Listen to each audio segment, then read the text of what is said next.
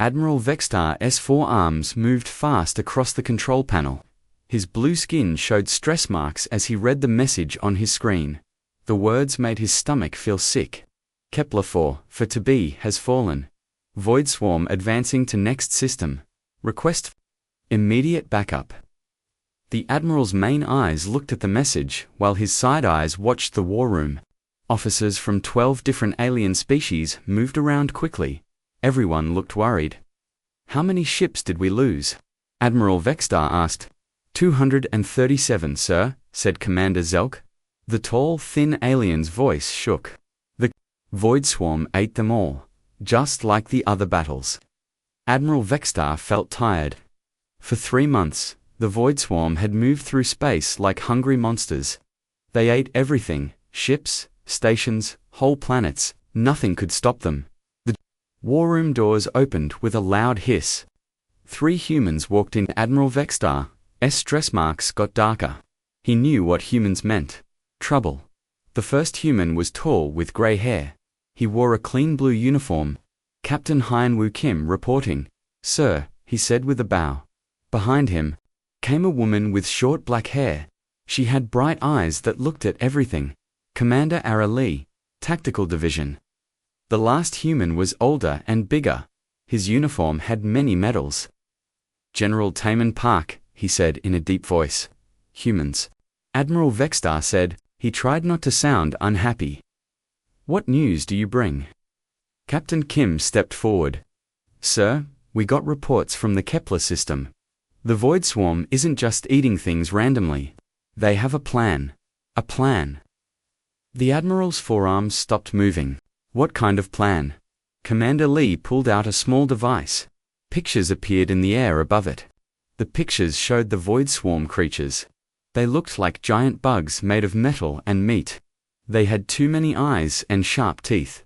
They're building something, she said. In the asteroid belt around Kepler 442, our spy drones got these pictures before the swarm ate them. The pictures showed hundreds of swarm creatures working together. They were making a huge structure from pieces of destroyed ships and planets. General Park spoke up. We think it's some kind of communication device, something big enough to send signals across the whole galaxy. Communication device. Admiral Vextar felt his stress marks get even darker. Who would they want to talk to? That's what worries us, Captain Kim said. The room got quiet. All the alien officers looked at each other. If the Void Swarm wanted to call someone, that someone was probably worse than they were. What do you suggest we do? Admiral Vextar asked. He was afraid of the answer. The alien officers started talking at once. Commander Zelk wanted to evacuate everyone from the nearby systems. Captain Mordok said they should use nuclear weapons on the whole area. Admiral Ixa suggested they ask the High Council for more ships. More ships won't work, General Park said. We already tried that. The swarm learns from every battle. They get stronger each time we fight them. Then what? Admiral Vextar's voice sounded angry and scared. Do we just give up? Let them eat the whole galaxy. Captain Kim looked at Commander Lee.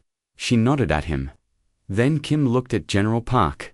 The old soldier sighed and nodded to Sir Captain.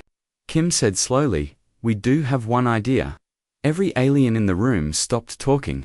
They all looked at the humans. Admiral Vextar felt his heart start beating faster. He knew that tone of voice. He had heard it before when humans had ideas. What kind of idea? The Admiral asked carefully. Captain Kim took a deep breath. Okay, this might be crazy, but the room exploded with noise. Every alien officer started talking at once. Some made scared sounds. Others moved away from the humans. Admiral Vextar's four arms began shaking. No, Commander Zelk shouted. Not again. The last time humans said those words, they blew up a moon. That was to save the colony. Commander Lee said back. And it worked. You made the moon rain fire for 3 days. Captain Mordok added. Details, General Park said with a wave of his hand. Admiral Vextar held up all four arms. Quiet, he yelled. The room got silent again. The Admiral looked at Captain Kim. The human looked calm, but his eyes were bright with excitement. That scared the Admiral more than anything. Captain Kim, Admiral Vextar said slowly. The last time someone from your species said those words, half of the Rigel fleet ended up painted pink and flying backwards through space. That was a different situation, Kim said. And technically, they were flying sideways, not backwards. The point is, the Admiral continued, when humans say this might be crazy, it usually means this will definitely be insane, and probably illegal. Commander Lee smiled. Sometimes insane is what works. What's your idea? Admiral Vextar asked. He felt like he was about to jump off a cliff. Captain Kim looked around the room. We want to use our mining crews. The room got so quiet they could hear the air filters working. Mining crews. Admiral Vextar repeated. Yes, sir, we have a crew working in the asteroid belt near here. They're the best at what they do. And they have, unique ways of solving problems. You want to send miners against the Void Swarm? Commander Zelk asked. His voice was very high. Not against them, Commander Lee said. We want to mine them. The silence got even deeper. Several alien officers started making quiet prayers to their gods. Admiral Vextar felt all four of his hearts. Skip beats. Mine them. Mine the Void Swarm. Think about it, General Park said. The swarm creatures are basically mobile resources. They collect materials and energy. Our miners are experts at collecting materials and energy. It's the same job, just different. Different how? The Admiral asked.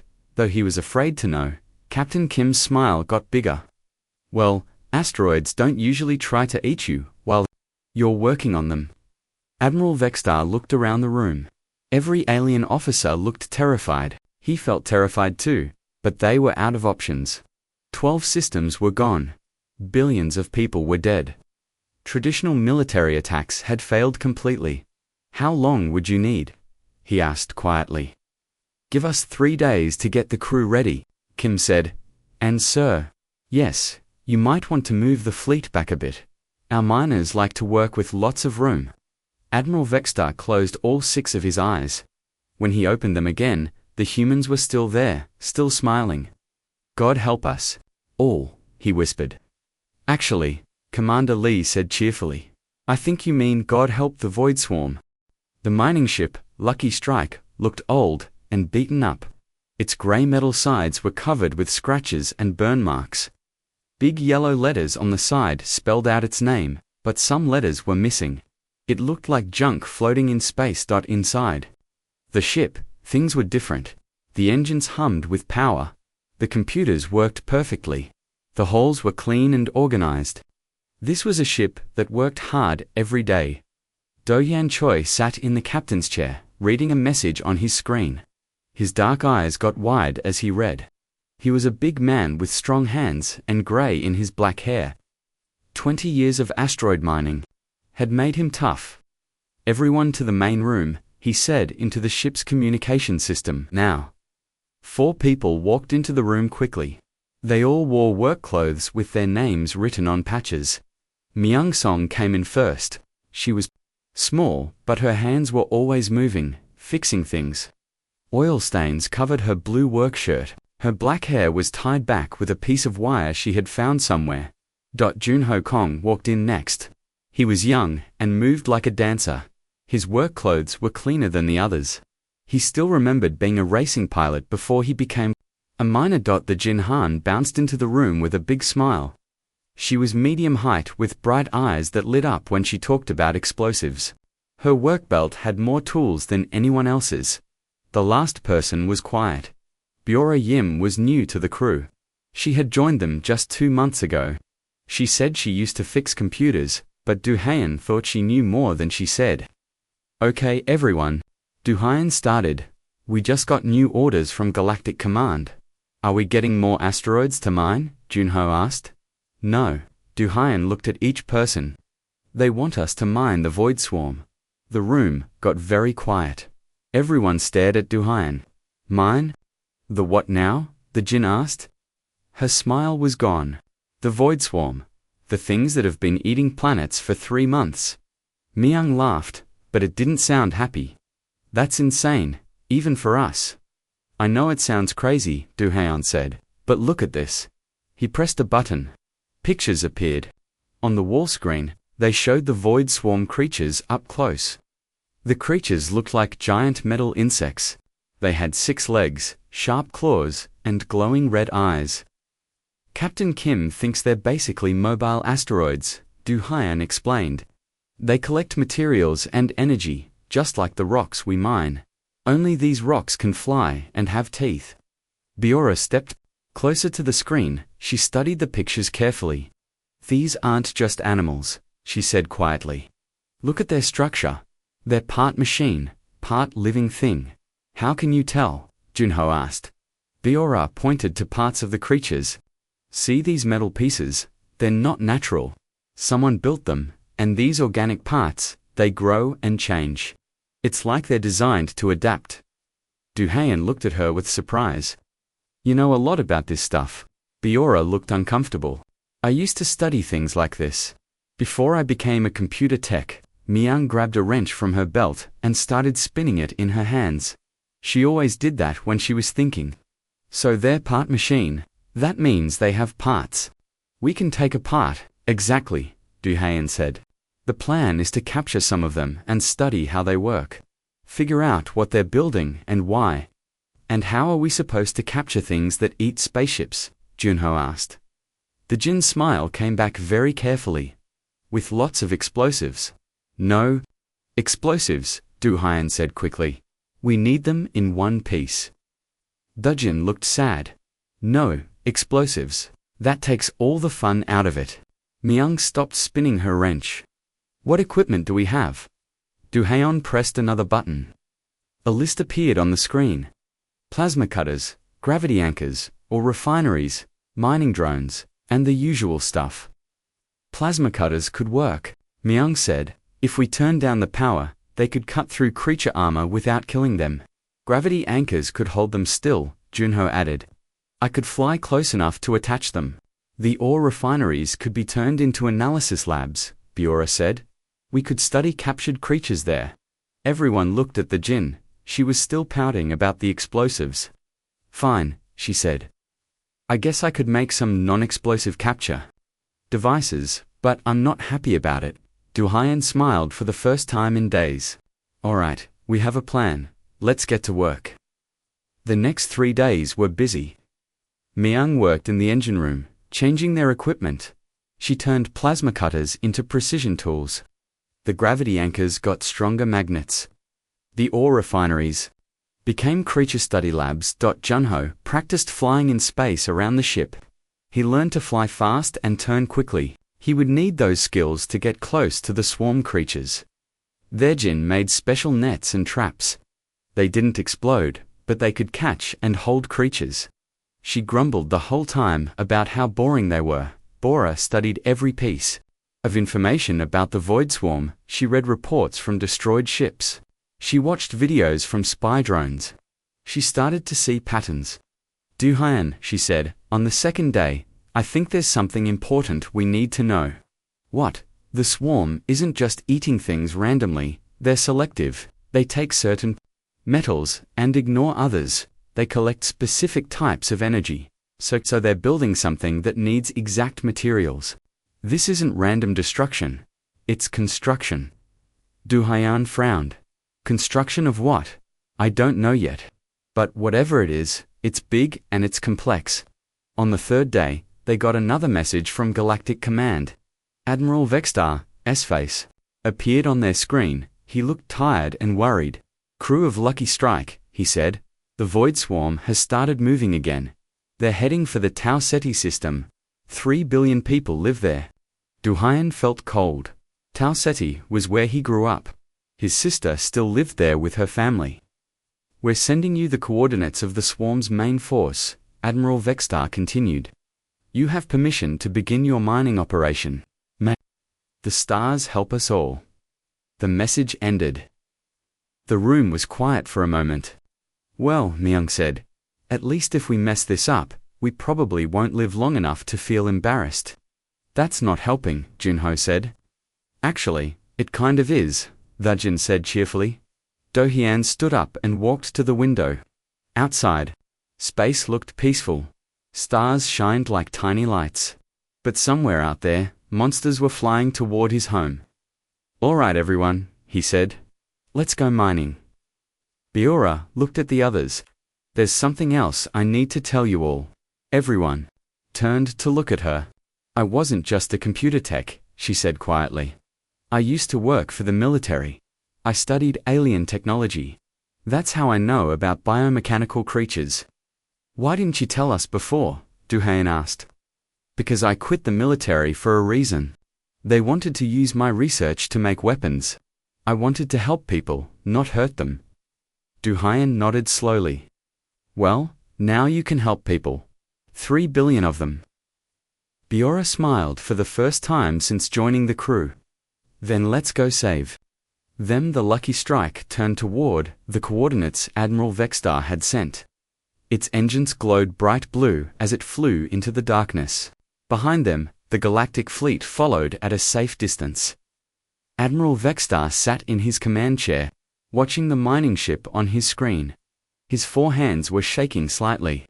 "Sir," Commander Zelk said, "shouldn't we get closer to help them?" "No," Admiral Vexstar said.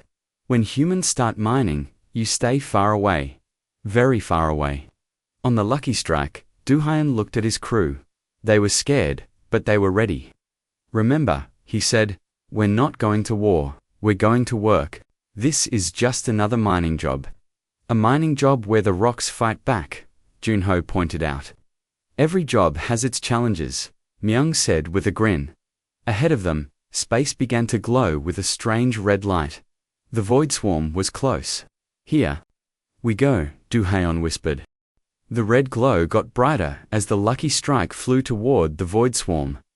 Do-hyan sat in the pilot's seat, watching the sensors. What he saw made his stomach twist. "How many of them are there?" Junho asked. He stood behind Do-hyan's chair, looking at the screen. "Too many to count," Do-hyan said. The sensors showed thousands of red dots moving in space. Each dot was a swarm creature the size of a small ship. Myung worked at her control station. "The good news is our equipment changes worked. The plasma cutters are ready. The gravity anchors have full power. And I have 12 different types of nets and traps ready," the Jin added. She still looked sad about not using explosives. Studied her screen carefully. "I'm seeing something strange. The creatures aren't moving randomly, they're flying in patterns." "What kind of patterns?" Do-hyan asked. "Like they're dancing, or working together on something big." Through the front window, they could see the void swarm now. The creatures moved through space like a cloud of angry metal insects. Red lights flashed on their bodies as they talked to each other. "There," Biora pointed. "That group of creatures. They're carrying something." Do-hyan looked where she pointed. A group of 20 creatures flew together. They carried pieces of metal and crystal between their claws. "Building materials," Myung said. "They're taking those pieces somewhere." "Follow them," Do-hyan said to Junho. "But stay far back. We don't want them to see us yet." Junho took control of the ship. His hands moved over the controls like he was playing music. The Lucky Strike followed the creatures quietly. They flew for an hour through the edge of the swarm. Everywhere they looked, creatures carried materials. Some had metal beams. Others carried glowing crystals. A few carried what looked like computer parts. "It's like watching ants build a nest," the Jin said. "A very big nest," Biora added. Finally, they saw where the creatures were going. In the middle of the asteroid belt, something huge was being built. It looked like a giant flower made of metal and crystal. Each petal was the size of a city. "What is that thing?" Junho whispered. Bora's face went pale. "It's a communication array, but not for normal messages. This thing could send signals across the whole galaxy, maybe even to other galaxies." "Who would they want to call?" Myung asked. "I don't think we want to know," Do-hyan said. An alarm started beeping on Myung's station. "We have a problem. 3 creatures are flying toward us. They found us." Do-hyan looked at the screen. 3 swarm creatures flew straight at the Lucky Strike. They were bigger than the others, with more weapons. Time to test our equipment, he said. Junho, get us close to the smallest one. Myung, get ready with the plasma cutters. The Jin, prepare the nets. Finally, the Jin said, with a big smile. Junho made the ship dance through space. He flew around the creatures like they were standing still. The lucky strike was old, but it was fast. Now, Du-hyen shouted. Myung fired the plasma cutters. Thin beams of light shot out from the ship. They hit the creature's legs and wings. The beams cut through the metal parts, but didn't hurt the living parts too much. The creature spun in space, confused and angry. It couldn't fly properly with damaged wings. Got it. The Jin pressed a button. A large net shot out from the ship. It wrapped around the creature and pulled it close to the lucky strike. The other two creatures attacked the ship. Their claws scraped against the hull. Red warning lights flashed inside the ship. They're trying to cut through our armor. Myung shouted. Junho spun the ship in a circle. The creatures lost their grip and flew away from the hull. Gravity anchors. Now? Du-hyen ordered. The Jin fired to gravity anchors. They stuck to the creatures and pulled them toward the ship. But instead of fighting, the creatures suddenly stopped moving. What's happening? Junho asked. Bora looked at her instruments. They're not attacking anymore. They studying us. The creatures floated near the ship, not moving. Their red eyes looked at the lucky strike like they were trying to understand it. They're curious, Du-hyen realized. They want to know what we are. Should we capture them too? The Jin asked. No. Let them go, but keep the first one. We need to study it. Junho released the gravity anchors. The two free creatures flew away, but they didn't go far. They followed the lucky strike at a distance. Great, Myung said. Now we have pet monsters. They flew back to a safe area and put the captured creature in the ore refinery that Boyara had turned into a lab. The creature was about the size of a car. Half of it was metal and circuits. The other half was living tissue that pulsed with blue light. Boyara put on a protective suit and went into the lab. The others watched through a window. It's amazing, Boyara said through the radio. The metal parts and living parts work together perfectly. The creature can repair itself and adapt to new situations. She took samples of both the metal and living parts. Her instruments showed readings on her screen. The metal isn't from any planet I know, she said. And the living parts, they're not from this galaxy. What do you mean? Du-hyen asked. The DNA structure is completely different from any life form in our galaxy. These creatures came from somewhere else. Refugees, Myung said quietly. They're not invaders. They're running away from something. But running from what? Junho asked. Bora took more readings. The creature's brain has two parts. One part controls its body. The other part is full of memories. Can you read the memories? Du-hyen asked. Maybe, but it will take time. While Boyara worked, the rest of the crew watched the swarm. More creatures flew past them, always carrying materials to the giant structure. Look at that, the Jin pointed out the window. They're not just building that communication thing. They're building other stuff too. She was right. Around the main structure, smaller buildings were growing. Some looked like factories. Others looked like living spaces. They're building a city, Junho said. Or preparing for war, Myung added. 3 hours later, Bora came out of the lab.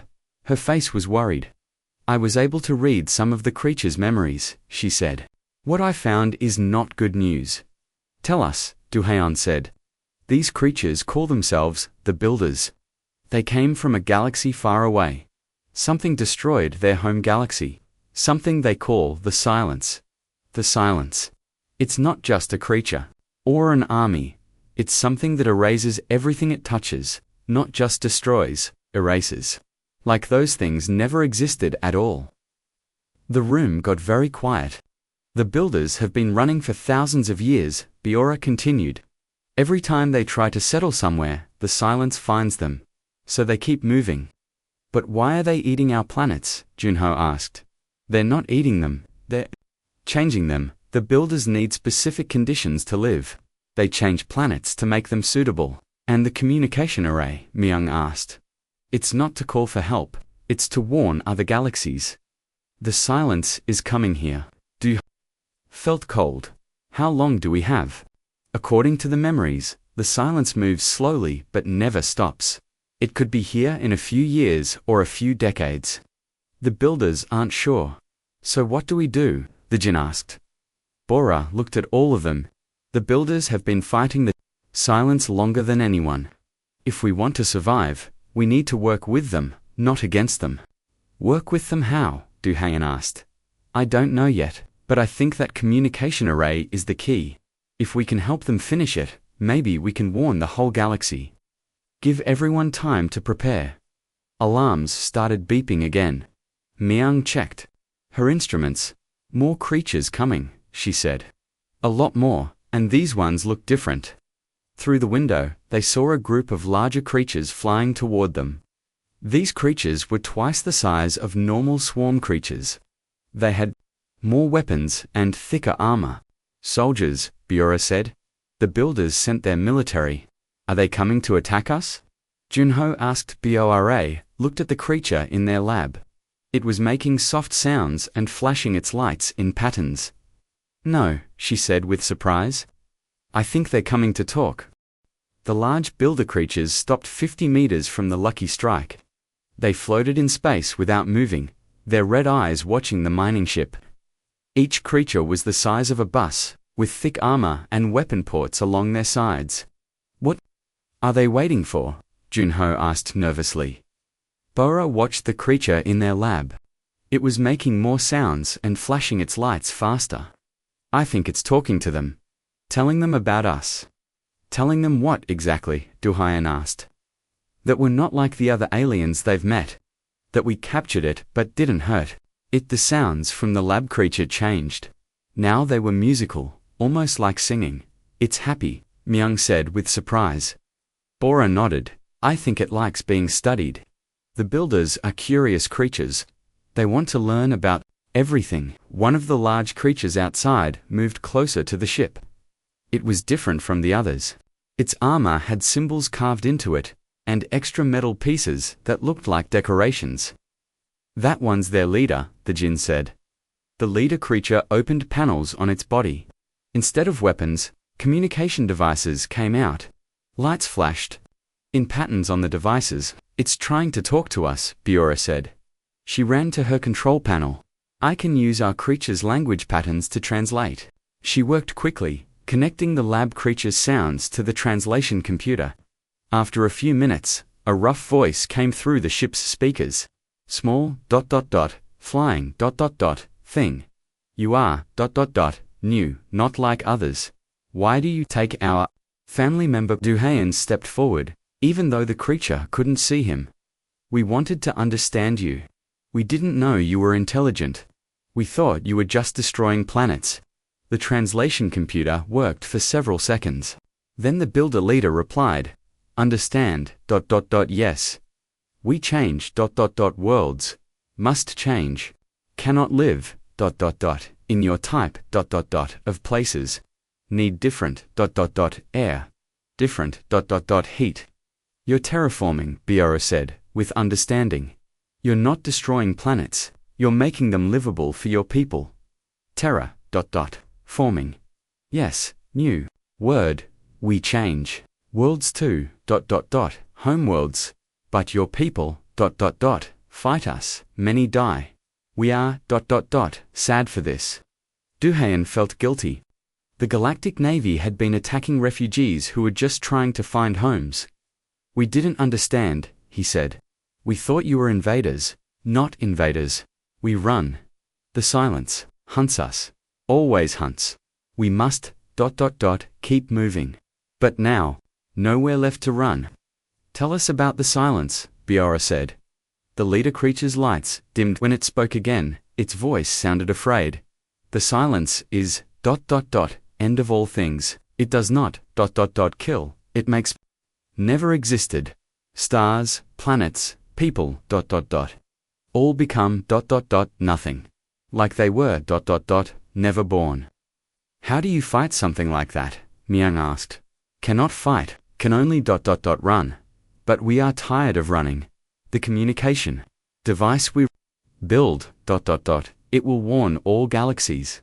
Maybe someone, somewhere, knows how to stop, the silence. How long before it gets here? Du Hyan asked.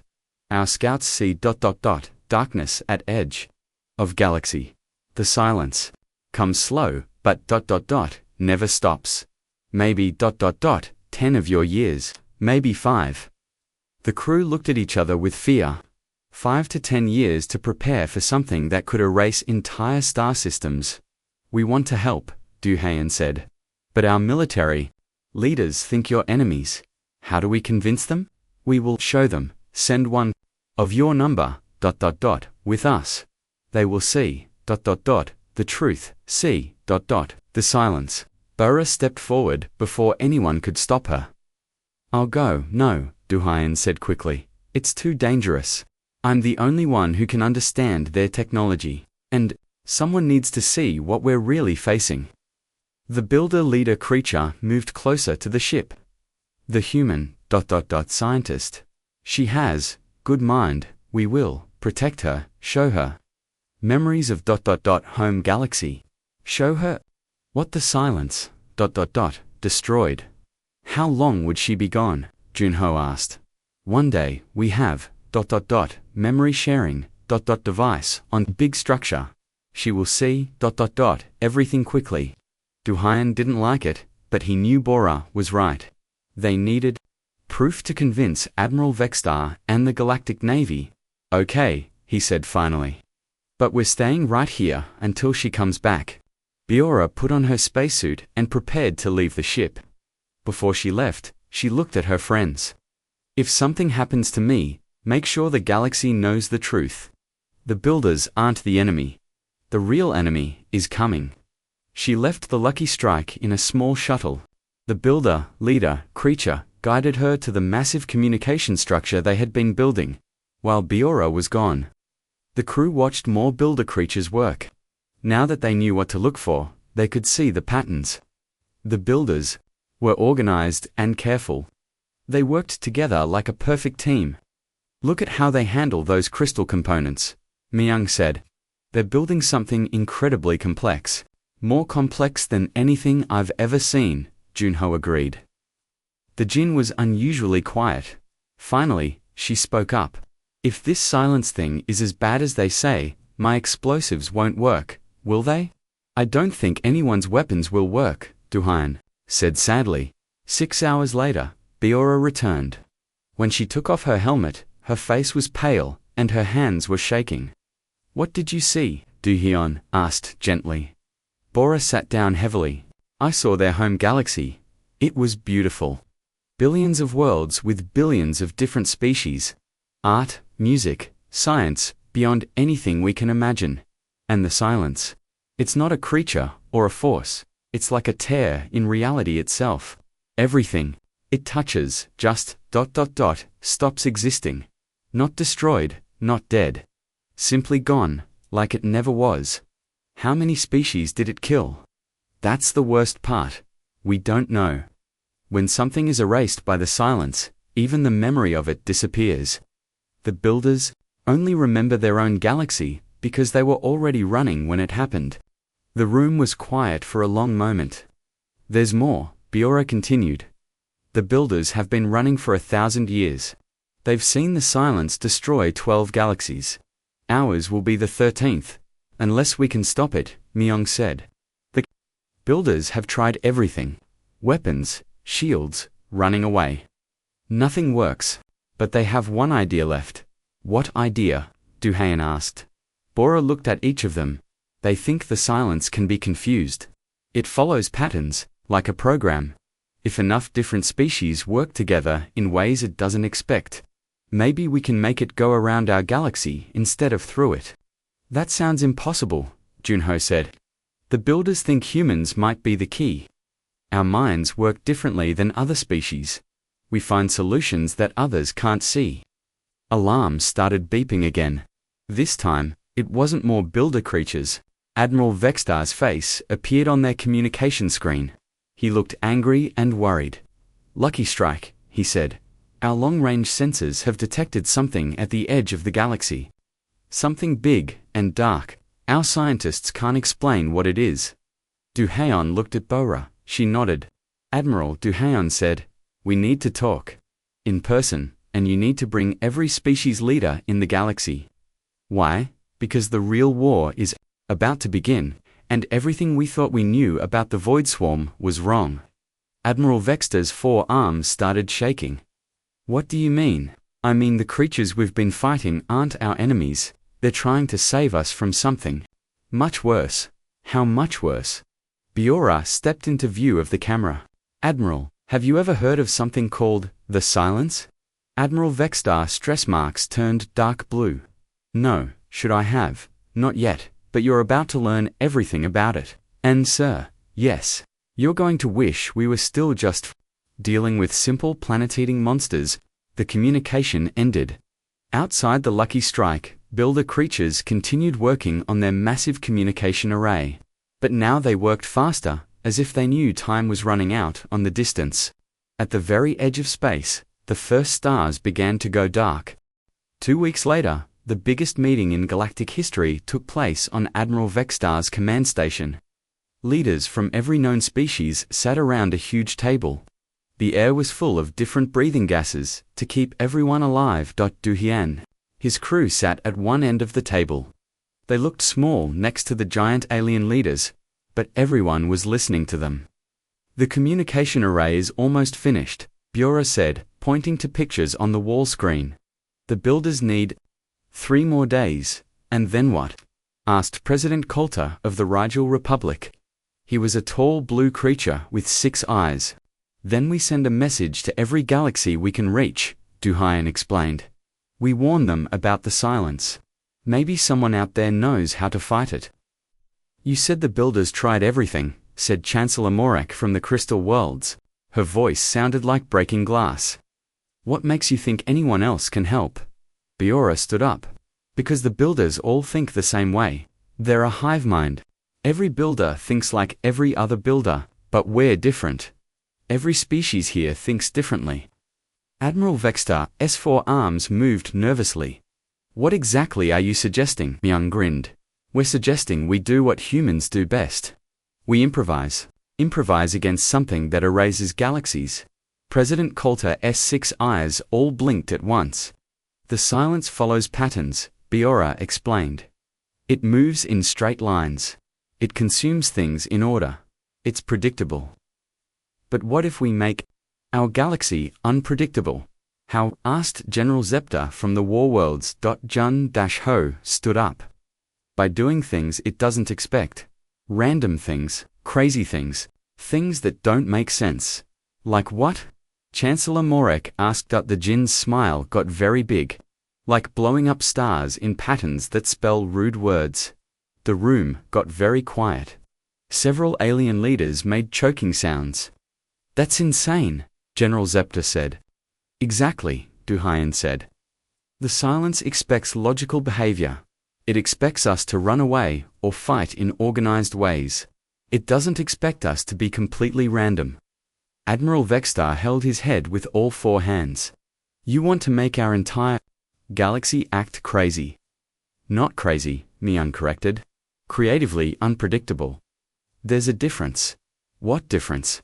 asked President Coulter. "Crazy doesn't work," Biora explained, "but creative chaos does. The builders showed me memory files. The Silence gets confused when it encounters true randomness. It slows down. Sometimes it even changes direction. But not for long," added Duhaon. "We need something bigger. Something that will make it go around our galaxy completely." "And you have an idea?" Admiral Vextar asked, though he looked like he didn't want to know. Duhian looked at his crew. They all nodded. "Okay, this might be crazy," but every alien in the room groaned. Some started praying. Admiral Vextar began smolting. "We want to connect human minds to the Builder Communication Network," Duhaon said quickly. "What?" Admiral Vextar jumped up so fast, he knocked over his chair. "Think about it," Bora said. Builders think in organized patterns.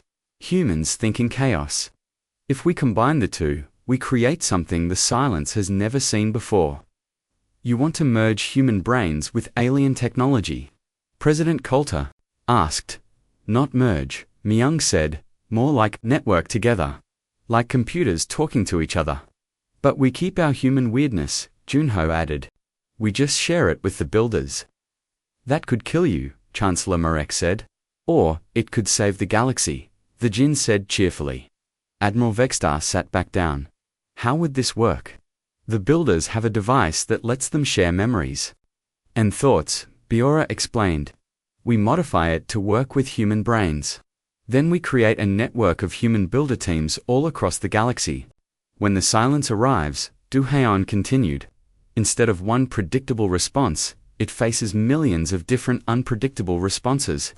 Every human builder team does something completely different and random. Random how? General Zepter asked.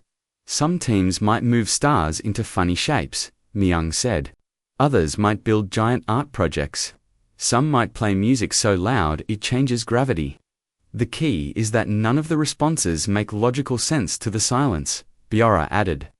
It won't know how to process so much organized chaos.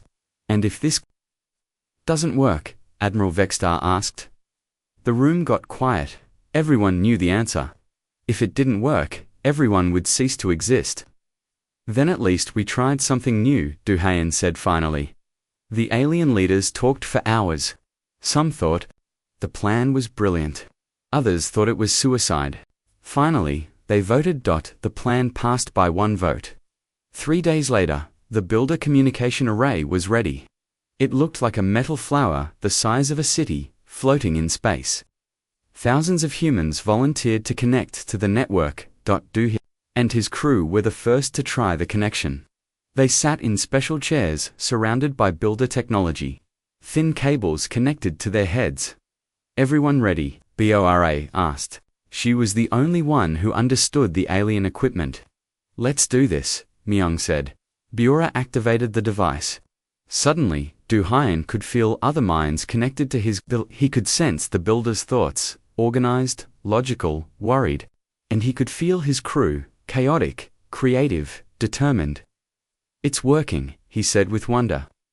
I can think like a builder, but I'm still human. Across the galaxy, thousands of other humans made the same connection.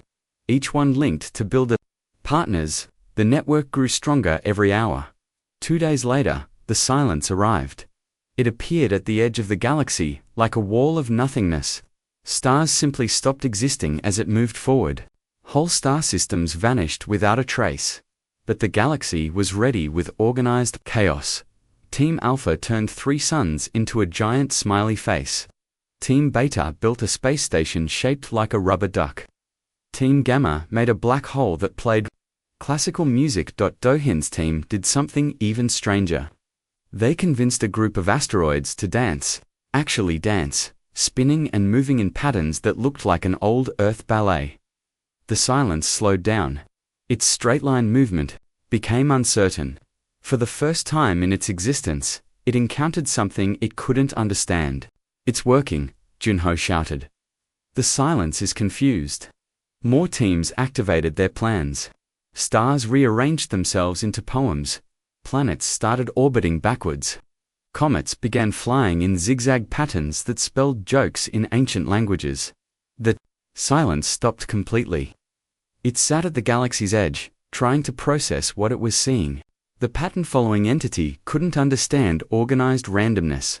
Then, the Gene had an idea that was crazy even for her. What if we make the whole galaxy sneeze? She asked.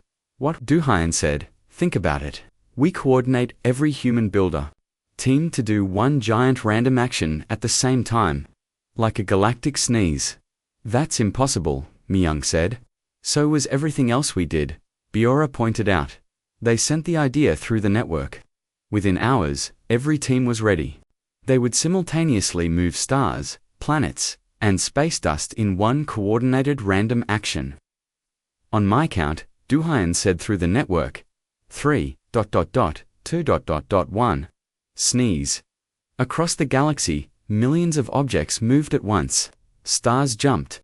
2 new positions. Planets switched orbits. Asteroid belts formed into the shape of giant question marks. The entire galaxy shifted and danced like a living thing. The silence couldn't process it. The wall of nothingness began to move sideways, flowing around the galaxy instead of through it. It's working, Biora shouted. The silence is going around us. For 3 days, they watched the silence pass by their galaxy. It moved on to empty space, looking for something more predictable to consume. When it was gone, the galaxy erupted in celebration. Every species cheered in their own way. The humans and builders had saved everyone. Admiral Vextar called Duhyan on the communication system. The Admiral looked tired but happy. I don't understand how you did it, he said, but thank you. We just did what we do best, Duhyan said with a smile. We improvised. And now, Admiral Vextar asked. Duhyan looked at his crew. They were all grinning. Now we help the builders find new homes, he said. And we keep the human builder network active, just in case. In case of what? In case we need to make the galaxy sneeze again. Admiral Vextar started stress malting again. Please tell me you're joking. Maybe, Duhyan said. But you know what they say about human plans, ... What, they work best when they start with, okay, this might be crazy. But the communication ended with Admiral Vextar as groaning. In space, the builders continued building. But now, they were building homes, not weapons. And the humans continued being humans, creative, chaotic, and completely unpredictable. The galaxy was safe. At least until the next impossible problem needed an impossible solution. And when that day came, everyone knew exactly who to call.